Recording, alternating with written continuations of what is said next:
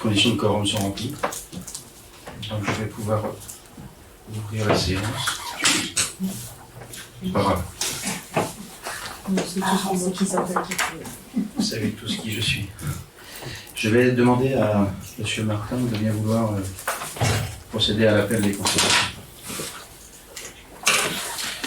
Monsieur Ferrand. Monsieur le maire, bonsoir. Je vous informe que, comme le mois dernier, on vous transmettra en direct le conseil municipal en vidéo. Donc c'est... Vous prenez, en application du règlement intérieur, vous prenez une vue d'ensemble, une vue d'ensemble qui n'est quand même que partielle. Je tourne de temps en temps. Vous passez pas à télé? C'est dommage que vous passez pas à télé. Si vous voulez, je peux vous prendre de temps en temps. On peut vous filmer aussi. Oui, on peut, oui. Parce qu'en fait, il n'y a que la majorité qui filme. La minorité. C'est dommage. Bien. Vous devez vous en informer, vous l'avez fait. Je fais simplement la remarque que le règlement intérieur est précisé vue d'ensemble. Je fais la remarque que les vues d'ensemble sont partielles. Voilà. Je vais demander à M. Martin de procéder à l'appel des conseillers. Monsieur Claude Jaouet. Présent. Monsieur Alain Maury. Présent. Madame Sophie Leblanc-Kennedy. Présente. Monsieur Patrice Dumas. Présent. Madame Ghislaine Martin. Présente. Madame Marie-Édith Massé. Présente. Monsieur Jean-Michel Pénard. Présent. Madame Françoise Leray. Présente. Monsieur Mathieu Jontès. Présent. Madame Gaëlle Mestri. Présente. Monsieur Laurent Jeanne. Présent. Madame Sylvie Virol. Présente. Monsieur Michel Lauré. Présent. Madame Béatrice Vallet. Absente et excusée, à donner pouvoir à Madame Sophie Leblanc-Kennedy. Madame Marie-Christine Garnier. Présente. Monsieur Serge Abraham. Présent. Monsieur Éric Joule. Présent. Madame Florence Boulet. Monsieur Laurent Molez. Et s'est excusée, à donner pouvoir à Madame Sophie Gaillard. Madame Sophie Gaillard. Présente. Madame Magali Bertin. Est excusée, à donner pouvoir à Madame Gaëlle Mestri. Madame Séverine Beaubien. Présente. Madame Élise Carpier. Présente. Madame Lisa Primec. Est excusée, à donner pouvoir à Monsieur Mathieu Jontès. Madame Isabelle Lemarchand. Présente. Monsieur Jean-Baptiste Marvaux. Est excusée, à donner pouvoir à Madame Isabelle Lemarchand. Monsieur Yves Ferret. Présent. Madame Christelle Renaud. Monsieur Marc-Olivier Ferrand. Présent. Bien. J'ouvre donc la séance du conseil municipal de ce soir. Et je vais commencer par solliciter un ou une volontaire pour assurer les fonctions de secrétariat. On va changer peut-être. Madame Marie-Édith Massé, pas d'opposition.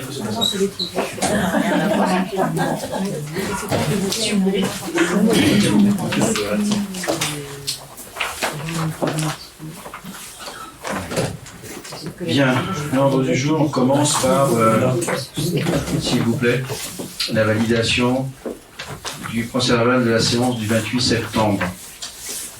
Un type de remarques, des observations.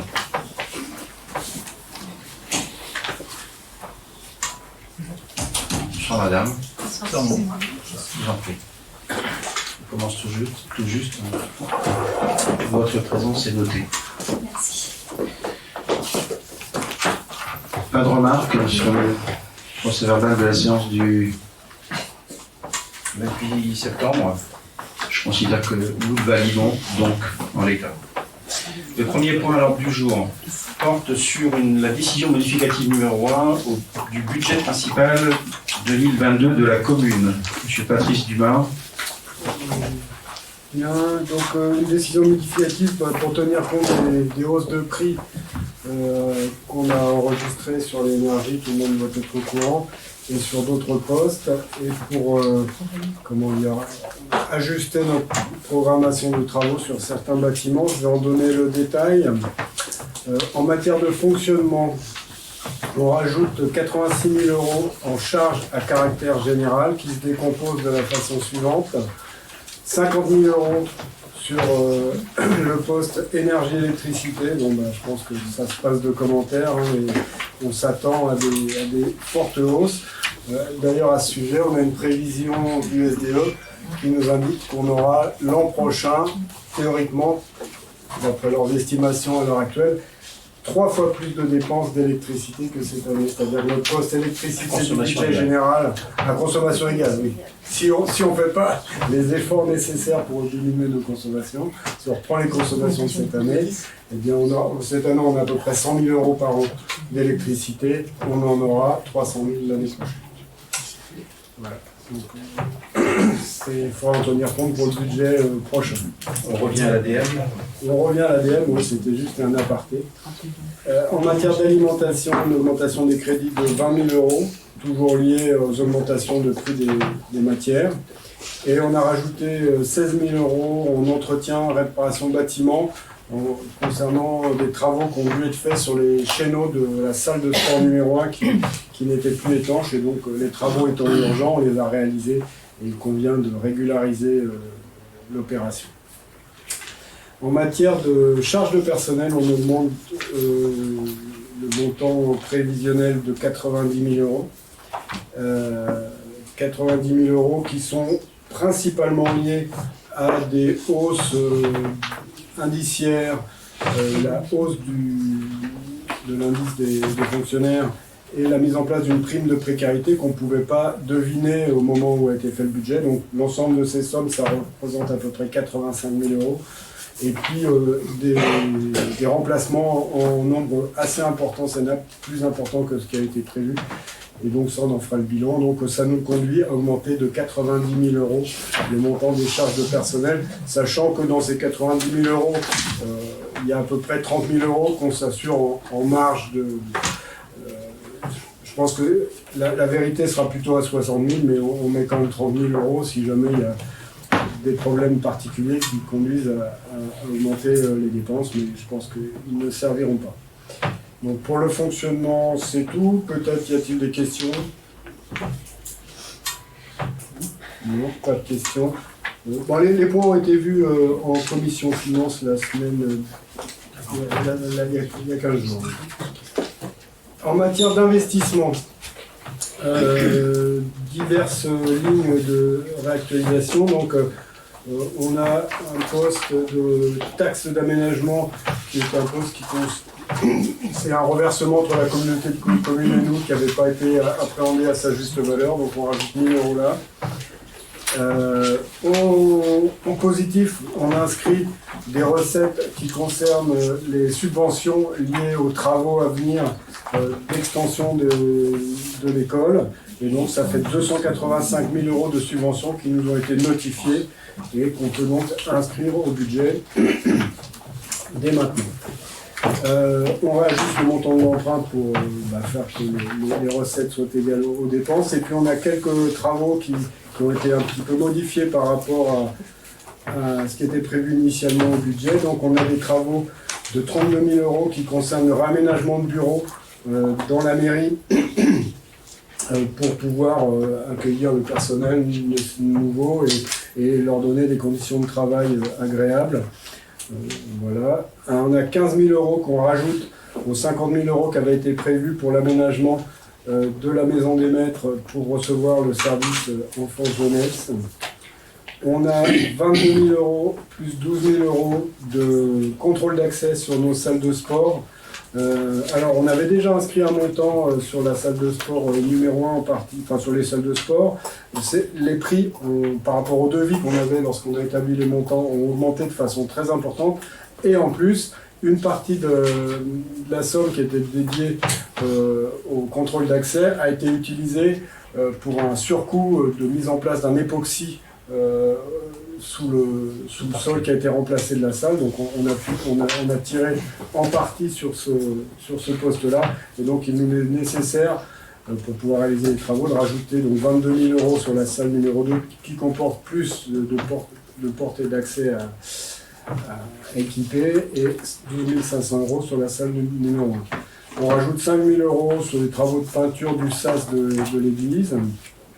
Et en non affecté, vous avez un montant de 80 000 euros qui se décompose en deux parties. 30 000 euros pour faire des travaux dans un logement qui nous appartient rue de la Poste et qui nous a été nécessaire d'envisager pour maintenir le patrimoine dans un état de location convenable, et 50 000 € pour des travaux également pour la mise en location sur une maison rue des Allées, qui n'avait pas été imaginée au budget. On rajoute également 5 000 € au restaurant municipal pour de diverses acquisitions. Là, on les rajoute par précaution, sachant qu'au jour d'aujourd'hui, on a atteint le montant qui avait été alloué à cette opération. Donc, comme on peut toujours casser quelque chose où il faut pouvoir remplacer au pied levé, donc on rajoute 5 000. Et par contre, on retire 6 000 € pour un pare-ballon qui avait été prévu et qui apparemment n'est plus nécessaire ou qui a été mis en place. Enfin, on l'a peut-être en stock, j'en sais rien. Il n'est pas mis. Mais il n'a pas été mis, donc il n'est pas nécessaire. Voilà. Donc globalement, le budget fonctionnement reste équilibré, puisqu'on équilibre les dépenses supplémentaires en baissant le virement à la section d'investissement. Et en investissement, on augmente le budget de 166 500 €, donc avec des postes de dépenses et des postes de recettes supplémentaires. Est-ce que vous avez des questions?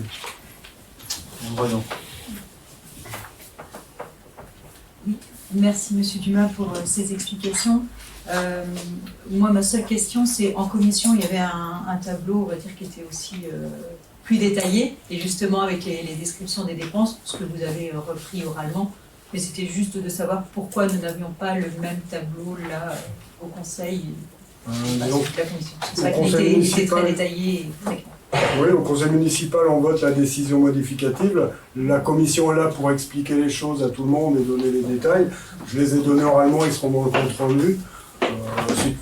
Vous pouvez communiquer les documents qui vous ont été transmis à la commission, aux autres membres de votre groupe si vous le souhaitez. D'accord. On ne met pas forcément tous les documents dans les documents de conseil. Ils sont disponibles de toute façon. Voilà.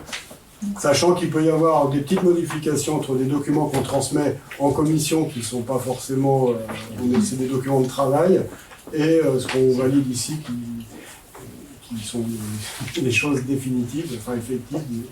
Et donc voilà. Mais là, je pense qu'il n'y avait pas trop de modifs. Non, mais c'était juste que effectivement les lignes où c'était bien détaillé à quels travaux étaient concernés. Là, vous les avez repris oralement. Ouais, okay. Je pense que j'ai détaillé l'ensemble. Voilà. Bien, merci. Y a-t-il d'autres questionnements? Bien, je vais donc proposer au conseil municipal de valider. Ah, excuse-moi. Pardon.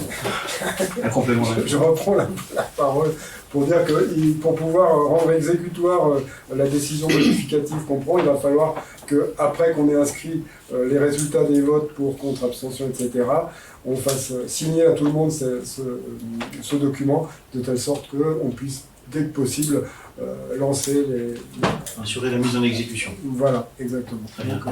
Merci de ce complément, de cette précision. Donc je propose le vote en invitant le conseil municipal à approuver cette décision modificative numéro 1 du budget principal 2022 de la commune, tel que M. Dumas vient de l'avoir présenté, et de m'autoriser à signer tout document relatif à ce dossier. Qui ne prend pas part à ce vote? Qui est opposé? Qui s'abstient? En vous remerciant. Le point numéro 2, demande de prorogation d'utilité publique concernant la ZAC du Feuil. Monsieur Maury. Lors de sa séance du 29 avril 2015, le conseil municipal a approuvé le dossier de création et le bilan de concertation de la ZAC du Feuil. Par délibération du conseil municipal du 25 mai 2016, le conseil municipal a décidé de solliciter monsieur le préfet d'Ille-et-Vilaine en vue de l'ouverture d'une enquête publique préalable à la déclaration d'utilité publique du projet et à la cessibilité des terrains. L'arrêté préfectoral en date du 26 janvier 2018 a déclaré d'utilité publique le projet d'aménagement par la commune de Melesse de la ZAC du Feuil. Par délibération du conseil municipal du 18 avril 2018, la commune de Melesse a fait le choix de confier l'aménagement de la ZAC du Feuil à un aménageur par le biais d'un contrat de concession à risque relevant des dispositions des articles L300-1-4 et R300-4 et suivant du Code de l'urbanisme et de l'ordonnance 2016-65 du 29 janvier 2016 et du décret 2016-86 du 1er février 2016. Par délibération en date du 18 décembre 2019, le conseil municipal a approuvé le choix de la SAS CMCIC Aménagement Foncier en tant que concessionnaire et autorisé le maire à signer la concession d'aménagement. Le 28 janvier 2020, le traité de concession a été signé avec Crédit Mutuel Aménagement Foncier. Des promesses unilatérales de vente ont été signées avec les propriétaires des tranches 1 et 2. En l'absence de modification substantielle du projet initial et en application de l'article L. 121-5 du Code de l'expropriation pour cause d'utilité publique, les effets de la déclaration d'utilité publique peuvent être prorogés une fois pour une durée au plus égale à 5 ans par un arrêté préfectoral. Considérant que la maîtrise du foncier à ce jour n'est pas totale, le projet initial n'ayant pas fait l'objet de modifications substantielles en ce qui concerne sa nature, son objet, son coût ou son périmètre, et que la déclaration d'utilité publique arrivant à échéance, il y a lieu de la proroger pour une nouvelle durée de 5 ans afin de permettre la réalisation du projet.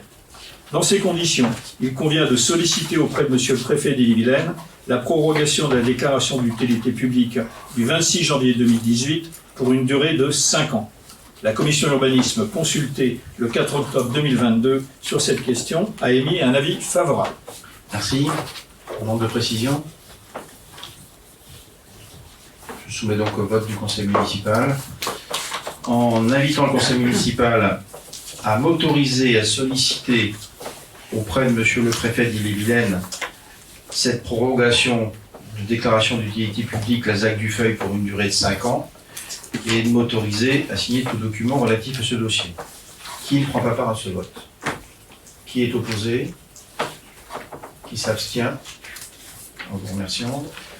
Le point numéro 3 porte sur la cession gratuite de l'emprise foncière de pistes cyclables au département d'Ille-et-Vilaine.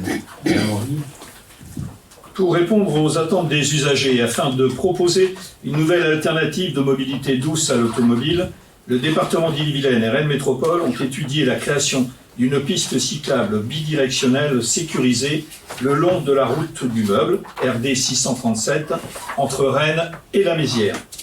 Une enquête publique préalable à la déclaration d'utilité publique et à la cessibilité des terrains nécessaires au projet de création d'une piste cyclable entre la Chapelle des Fougerets et la Mézières, RD 367, s'est déroulée du 9 au 23 mai 2022. Les parcelles concernées s'apparentant à des dépendances du domaine public routier, le transfert de domanialité s'effectuera à titre gratuit. Ces emprises cumulées représentent une surface totale de 1797 mètres carrés. Il s'agit des parcelles suivantes. Vous avez le détail des superficies totales et de la superficie cédée pour chaque parcelle au département.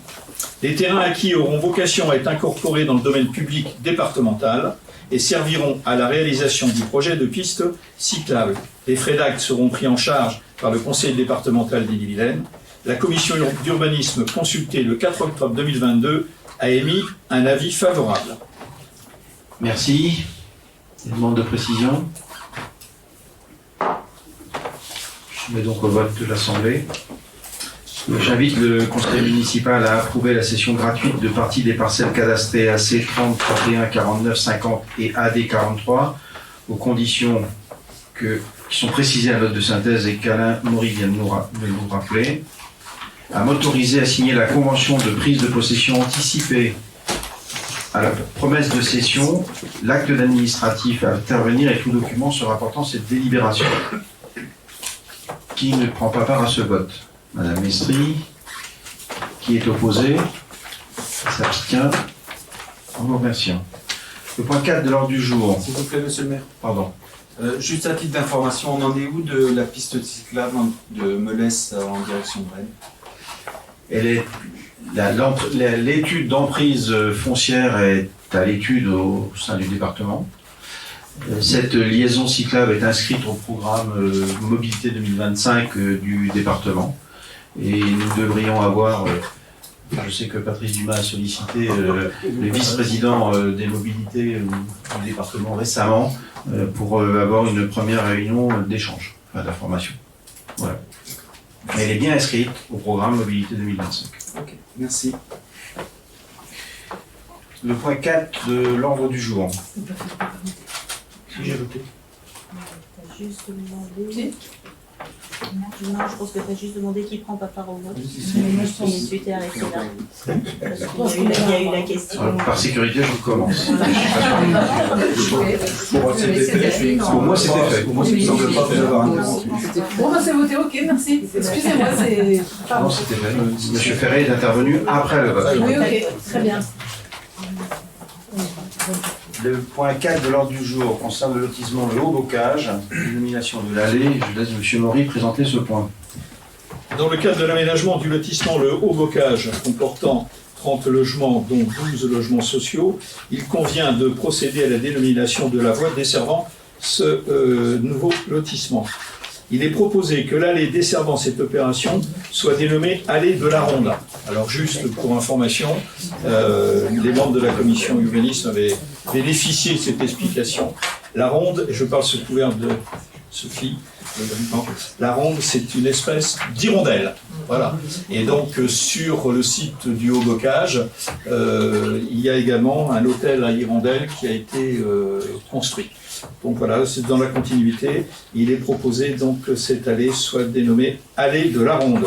La commission urbanisme consultée le 4 octobre 2022 a émis un avis favorable sur cette dénomination. Merci. C'est clair pour tout le monde. Je peux soumettre au vote en invitant le conseil municipal donc, à valider cette proposition de dénomination allée de la Ronde et à m'autoriser à signer tout document relatif à ce dossier. Qui ne prend pas part à ce vote est opposé, qui s'abstient. En vous remerciant. Le point suivant porte sur la proposition d'une acquisition de parties de parcelles cadastrées AR 63 et 65 au 24 rue de Rennes. Je laisse M. Maury présenter le point. La commune souhaite réaliser un nouvel équipement public sur l'ancien site de l'ancien centre technique municipal. Ce secteur est grevé au PLUI, approuvé le 25 février 2020, par une orientation d'aménagement et de programmation numéro 9 avec une vocation d'équipement. Un accord est intervenu avec les consorts d'Aillot pour l'acquisition par la ville de Melesse de parties des parcelles AR63 et AR65, vous avez un plan qui a été joint, d'une superficie totale de 720 m², telle que matérialisée sur le plan de division. Cette acquisition s'élèvera à un montant de 130 000 €. Les frais d'acte notariés pour l'acquisition des dites parcelles seront à la charge de la ville de Melesse. La commission urbanisme, consultée le 4 octobre 2022, a émis un avis favorable sur cette question. Merci. Vous avez des demandes de précision? Monsieur Ferré. Excusez-moi. Vous parlez de nouvel équipement public. Est-ce que vous pouvez nous en dire plus, s'il vous plaît? Non, pas ce soir.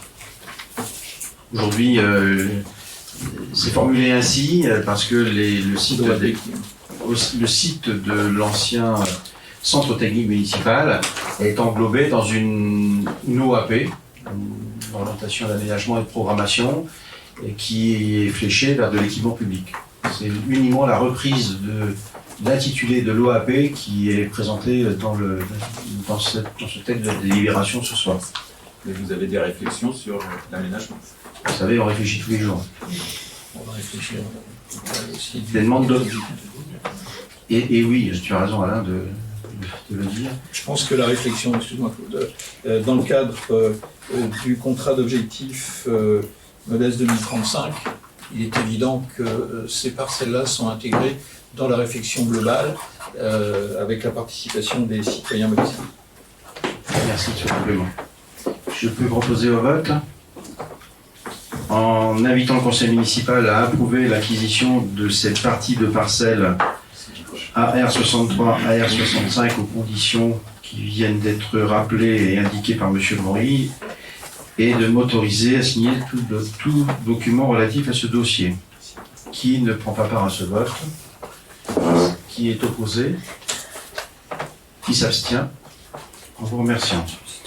Le point 6, convention de mise à disposition d'un terrain situé rue d'Anguera, avec une convention de servitude pour l'alimentation électrique des bâtiments de l'espace intergénérationnel. Madame Massé.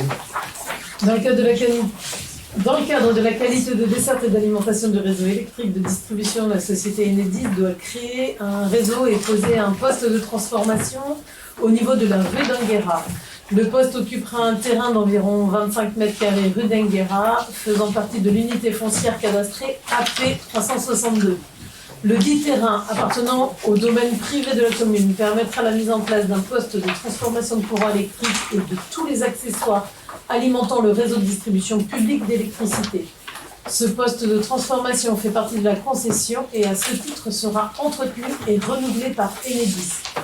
Pour assurer l'exploitation des 10 ouvrages, Enedis bénéficiera de tous les droits qui lui sont conférés par les lois et règlements, notamment celui de procéder aux élagages ou abattages, à ce moment-là, et qui pouvant compromettre le fonctionnement des ouvrages et ou porter atteinte à la sécurité des biens. La convention de mise à disposition est conclue pour la durée des ouvrages dont il est question et de tous ceux qui pourraient leur être substitués sur l'emprise des ouvrages existants. Dans le cas où le poste viendrait être définitivement désaffecté et déséquipé, rendant le lieu libre de toute occupation et mettant fin à la convention, Enedis fera son affaire de l'enlèvement des ouvrages. Une convention de servitude est également conclue pour la pose du réseau électrique dans une bande de 3 mètres de large pour 4 canalisations souterraines d'une longueur d'environ 35 mètres. Ce réseau sera installé sur l'unité foncière cadastrée AP 363 et AP 366 située rue d'Anguera. La convention de servitude est conclue pour la durée des ouvrages dont il est question et de tous ceux qui pourraient leur être substitués sur l'emprise des ouvrages existants. Merci. Il y a des éléments de précision. Je soumets au vote du Conseil en invitant le Conseil à approuver les termes de la convention de mise à disposition d'un terrain aux conditions énoncées, approuver les termes de la convention de servitude pour l'alimentation électrique de la SCCV La Bauge aux conditions énoncées et de m'autoriser à signer les dites conventions ainsi que tout document relatif à ce dossier. Qui ne prend pas part à ce vote? Qui est opposé? Qui s'abstient? En vous remerciant. Le point 7 de l'ordre du jour concerne le personnel municipal. Madame Mestri. Chaque année, le montant de la prime de fin d'année allouée aux agents communaux est revalorisé en fonction du point d'indice de la fonction publique. Cette année, le point d'indice ayant été revalorisé le 1er juillet 2022 avec une augmentation de 3,5%, le montant de la prime pour un emploi à temps plein pour 2022 est donc revalorisé et s'élève à 719 €.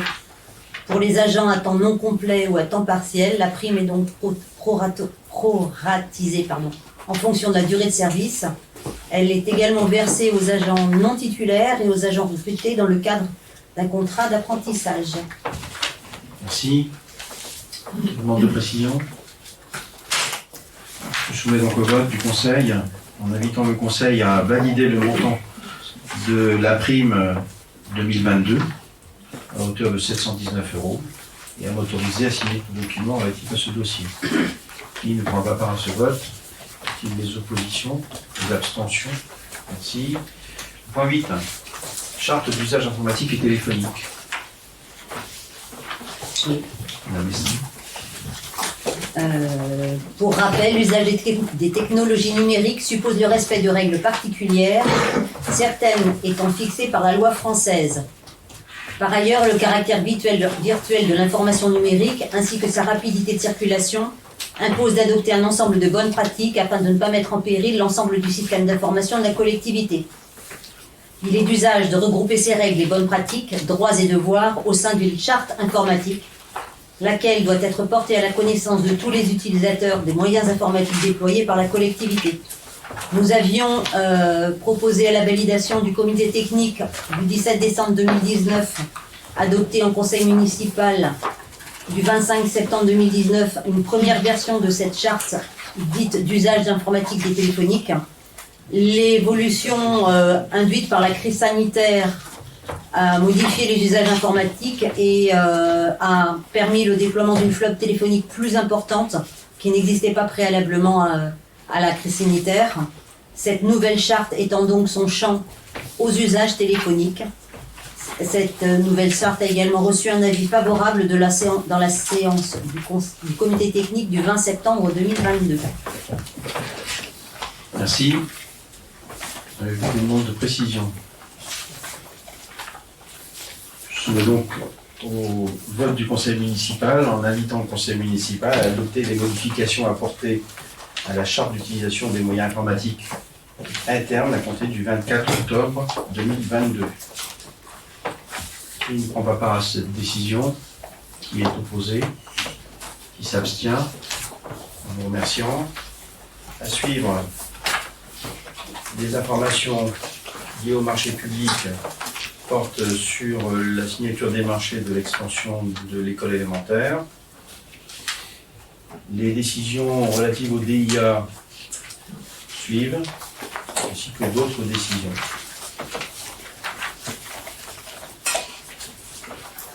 Donc vous avez pu prendre connaissance. Sur table, vous avez pu trouver un document relatif au plan communal de sauvegarde. Je vais laisser Madame Mestrine rappeler de dont il s'agit. Le plan communal de sauvegarde est un document opérationnel, j'insiste sur ce terme, qui prépare la réponse aux situations de crise et regroupe l'ensemble des documents de compétences communales contribuant à l'information préventive et à la protection de la population. C'est donc un document qui doit être utile et utilisable par tout à chacun, ici, nous élus, autour de cette table. Nous avons tous un rôle à jouer lors de l'activation de ce plan communal de sauvegarde, afin d'en mesurer chacun et chacune d'entre nous ce qu'il est attendu. Vous avez donc sur table à la fois la fiche synthétique qui regroupe l'ensemble des cellules qui seront constituées lors de l'activation de ce plan communal de sauvegarde, et ainsi que fiche par fiche, cellule par cellule, la fiche qui nous permettra, le cas échéant, d'intervenir. Bon, il y a quelques différences d'intitulé de fiche, vous arriverez facilement à comprendre de quoi il est question. J'insiste sur le caractère opérationnel et sur la nécessaire mobilisation de tous et de toutes. L'idéal, puisque je rappelle que ce plan communal de sauvegarde avait déjà fait partie d'une formation qui avait été diffusée lors du magazine de mai 2021 dans le Meulessien. Il avait été distribué également le document d'information communale sur les risques majeurs qui avait été joint avec le magazine d'octobre 2021. C'est un document qui recense l'ensemble des risques auxquels notre commune peut être confrontée. On n'est pas confronté, par exemple, vous en doutez bien, aux avalanches. Ça paraît évident, mais les risques sont listés en fonction d'une cohérence de territoire. Donc on a pour partie du territoire des risques d'inondation, mais là je ne vais pas tous les décrire. L'important c'est vraiment de vous en imprégner. On ne demandera pas non plus à ce que chacun se revienne par cœur, mais c'est vraiment très important et ça permet d'arriver, on est bien sur un document qui s'appelle plan communal de sauvegarde et pas plan communal de secours. Le rôle de chacun et chacune d'entre nous ici est bien de venir en appui des secours qui pourraient intervenir sur la commune en cas de difficulté majeure ne dépassant pas le périmètre du territoire communal. Sinon, c'est là un autre dispositif qui prendrait place et qui serait, lui, chapeauté par le préfet et non plus monsieur le maire. Enfin, monsieur le maire ou son représentant. À chaque fois, il faut bien lire. Quand vous voyez Madame Mestri, responsable de la cellule information de la population, si je ne suis pas là, ça ne veut pas dire qu'il n'y a pas de cellule information de la population, ça veut dire que quelqu'un d'autre prend ce rôle. Voilà, donc c'est bien ça qu'il faut intégrer aussi, c'est qu'on est tous nommés, mais que dans un monde idéal, on sera tous là si on a besoin d'activer le plan communal de sauvegarde, mais il faut se préparer au plan B, au plan C, au plan D, c'est-à-dire absence de l'un ou l'une d'entre nous. On tombe un 15 août au milieu de la nuit, tout le monde n'est pas là, pas de chance. On a tous le droit de partir en vacances, d'être malade, d'être que sais-je, mais il faut vraiment s'y préparer L'idéal étant ensuite, si je peux me permettre, monsieur le maire, c'est de faire des mini-exercices à plus ou moins grande échelle. Alors là, je change de casquette, je m'excuse, là aussi, en tant que vice-présidente du SDIS, je ne peux que vous encourager, nous encourager tous à bien s'en saisir et on a d'autres volets qu'on pourrait activer aussi à l'avenir. Voilà. Très bien, merci. C'était important de donner cette information et de remettre à chaque conseiller ses fiches synthétiques. Le plan communal de sauvegarde peut être activé par le maire, qui doit en informer le préfet, mais le préfet peut aussi déclencher le plan communal de sauvegarde.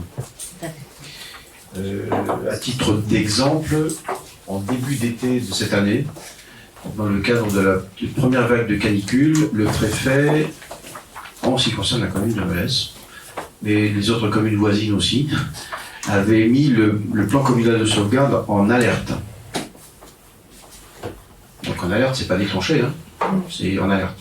Préparez-vous au cas où. D'où vraiment l'utilité d'un tel document. Et puis, j'ai bien entendu, Madame la vice-présidente du SDIS, qu'il serait utile de faire commencer par un exercice. On peut faire une petite échelle déjà. À petite échelle pour voir comment ça fonctionne. Et puis ajuster en cas de besoin. Sachant qu'il y a des décrets qui sont en cours de rédaction et qu'on attend pour pouvoir mieux cadrer ces exercices qui peuvent être déclenchés au niveau des communes. Donc, ça va, pour l'instant, ce ne sera pas ce week-end. Alors, puisque les décrets sont évoqués, la commune de Melesse doit élaborer un plan communal de sauvegarde parce que commune inscrite au plan de prévention des risques d'inondation. Il y a un décret récent qui a également été publié, qui rajoute un certain nombre de communes qui ne sont pas dans un PPRI, mais au titre des risques incendies. Et qui prévoit aussi l'activation d'un plan communal de sauvegarde intercommunal. Justement. Et maintenant, à partir du moment où il y a...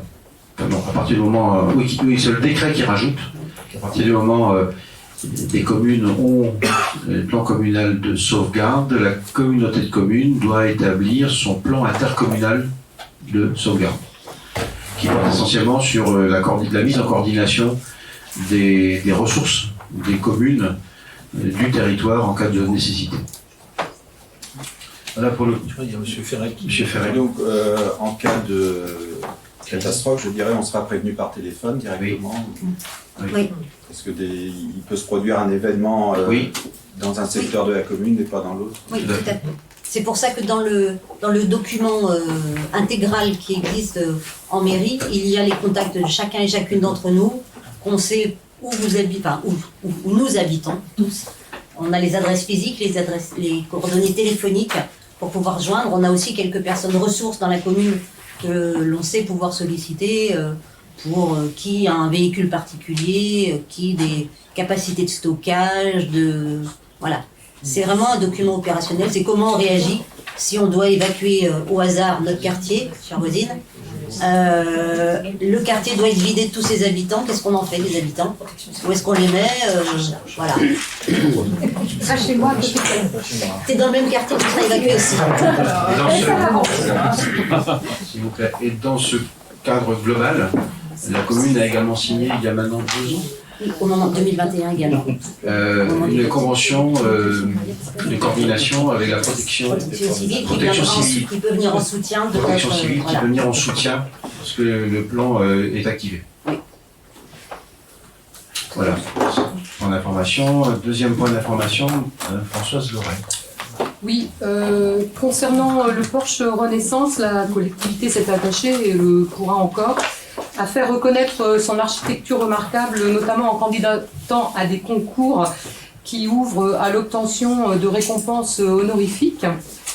Pour mémoire, le Porsche a déjà été sélectionné coup de cœur par la région Bretagne en septembre 2020, puis par la Fondation du patrimoine en septembre 2021, et nous avons obtenu en 2021 également par la fondation, le prix régional du concours du ruban du patrimoine qui distingue et récompense des communes et intercommunalités ayant réalisé des opérations de rénovation ou de mise en valeur de leur patrimoine bâti. En 2022, 2022, la ville de Melesse se voit à nouveau récompensée dans le cadre d'une candidature à la 2e édition, donc celle de 2021-2022, du concours Forêt, Bois et Patrimoine, co-organisé par la Fondation France Bois Forêt pour notre patrimoine sous l'égide de la Fondation de France et le magazine Atrium, Patrimoine et Restauration. L'objectif de ce concours est de récompenser des restaurations comprenant une part significative de bois français issus de forêts gérées durablement, de mettre en avant l'usage du matériau bois au service du patrimoine, comme les savoir-faire des professionnels et leur transmission. Le Porche fait partie de 6 projets récompensés à échelle nationale sur les critères suivants: le bon usage de la ressource bois, la cohérence et l'intégration de la réalisation à l'ensemble architectural, la pérennité de la restauration, l'aspect économique et social de la réalisation et le bon usage du patrimoine ainsi restauré, l'impact de la réalisation sur la transmission des savoir-faire et la formation. 3 catégories de récompenses, soit 2 prix par catégorie: la catégorie patrimoine monumental ou religieux, la catégorie patrimoine de proximité et la catégorie patrimoine et modernité, pour laquelle la ville de Melesse a donc été reçue le premier prix, reconnaissant pour la partie patrimoine la qualité architecturale en bois du Porche, aussi la valorisation des savoir-faire des métiers du patrimoine par sa restauration dans les règles de l'art, et pour la partie modernité du prix, le choix de son déplacement avec sa visibilité et une fonction retrouvée dans notre ville d'aujourd'hui. La récompense est effectivement, effectivement une somme de 4 000 €, une vidéo de communication sur l'édifice et l'intérêt de sa restauration, et qui a été réalisée sur place fin août par la société de production audiovisuelle Plan Rapproché de Paris, qui a été mandatée par le magazine Atrium, ainsi qu'un article spécifique donc, dans le magazine Atrium. Et nous avons donc un bel écriteau qui fait part de ce concours et qui pourra être apposé à proximité du Porche. Je profite, monsieur le maire, de l'information. Parce que, pour informer l'Assemblée, mais aussi les Meléciens et Meléciennes qui ont peut-être pu croire ce midi à un dérèglement de l'horloge de l'Église qui n'en était pas en fait. Nous avons reçu aujourd'hui monsieur Vincent Crochu, adhérent du secteur 35 de la Société française de campanologie, qui est formé en préservation du patrimoine et qui partage depuis plusieurs années son intérêt pour faire connaître et valoriser le patrimoine campanaire. Donc pour ce faire, il visite les cloches du département et parfois au-delà, et pour en restituer un inventaire historique complété d'un enregistrement de leurs différentes tonalités. Nous recevrons donc prochainement le résultat de sa visite que nous pourrons faire partager à l'ensemble des habitants, bien sûr. Et là, voilà, je remercie le service technique de la ville ainsi que le sacristain de l'église à mes côtés pour le bon déroulement de cette visite ce matin. Et d'autant l'association Melesse à travers les âges qui apportera à M. Crochu les éléments complémentaires dont il a besoin. Parfait, merci beaucoup. Une dernière information. Oui, sur l'utilisation de dépenses imprévues. Dans le budget, quand on a le droit d'inscrire des dépenses imprévues et de s'en servir, mais par contre, quand on s'en sert, on est obligé d'expliquer pourquoi on s'en est servi. Donc, pendant l'été, on a utilisé en section de fonctionnement les dépenses imprévues à hauteur de 530,90 € pour des écritures d'ordre qu'on avait sous-évaluées au moment de l'établissement du budget.